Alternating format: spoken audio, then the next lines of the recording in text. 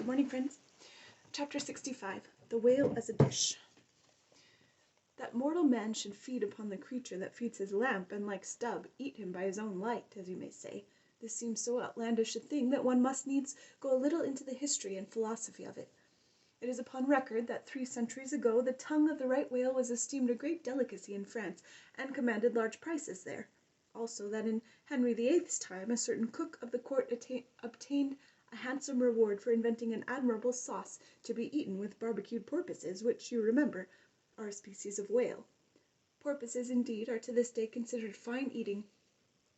The meat is made into balls about the size of billiard balls, and being well seasoned and spiced, might be taken for turtle balls or veal balls. The old monks of Dunfermline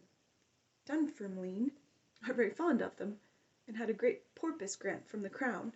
The fact is that among his hunters at least, the whale would by all hands be considered a noble dish, were there not so much of him.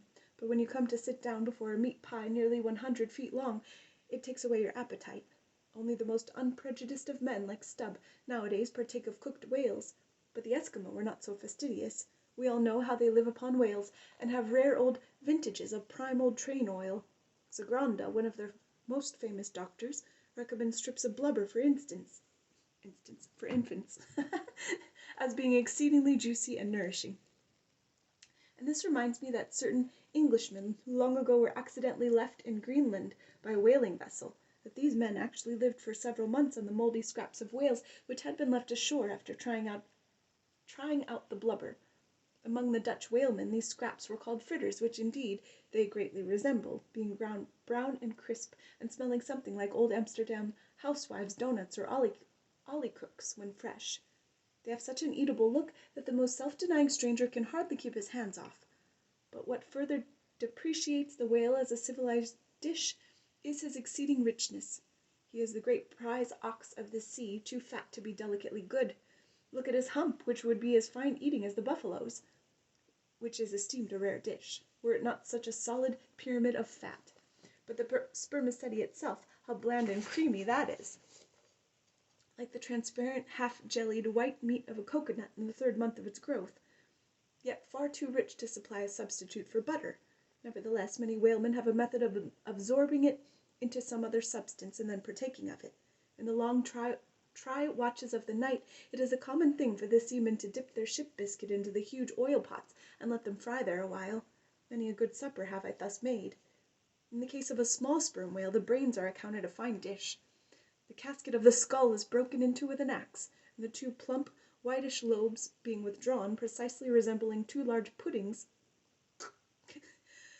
they are then mixed with flour and cooked into the most delectable mess, in flavour somewhat resembling calf's head, which is quite a dish among some epicures, and everyone knows that some young bucks among the epicures, by continually dining upon calves' brains, by and by get to have a little brains of their own, so as to be able to tell a calf's head from their own heads, which indeed requires uncommon discrimination. And that is the reason why a young buck with an intelligent-looking calf's head before him is somehow one of the saddest sights you can see. The head looks a sort of reproachfully at him, with an et tu, Brute expression. It is not perhaps entirely because the whale is so excessively unctuous that landsmen seem to regard the eating of him with abhorrence that appears to result in some way from the consideration before mentioned, i.e. that a man should eat a newly murdered thing of the sea, and eat it too by its own light. But no doubt the first man that ever murdered an ox was regarded as a murderer. Perhaps he was hung, and if he had been put on trial by oxen, he certainly would have been, and he certainly deserved it, if any murderer does. Go to the meat market of a Saturday night, and see the crowds of live bipeds staring up at the long rows of dead quadrupeds. Does not that sight take a tooth out of the cannibal's jaw? Cannibals? Who is not a cannibal? I tell you it will be more tolerable for the Fiji that salted down a lean missionary in his cellar against a coming famine. It will be more tolerable for that provident Fiji, I say, in the day of judgment, than for thee, civilized and enlightened gourmand, who nailest geese to the ground, and feasted on their bloated livers in thy pâté de foie gras. But Stubb, he eats the whale by its own light, does he? And that is added insult to injury, is it? Look at your knife handle there, my civilized and enlightened gourmand, dining off that roast beef. What is that handle made of? What but the bones of the brother of the very ox you are eating? And what do you pick your teeth with, after devouring that fat goose, with a feather of the same fowl?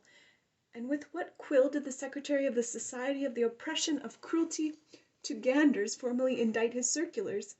It is only within the last month or two that that society passed a resolution to patronize nothing but steel pens. Have a good day, friends.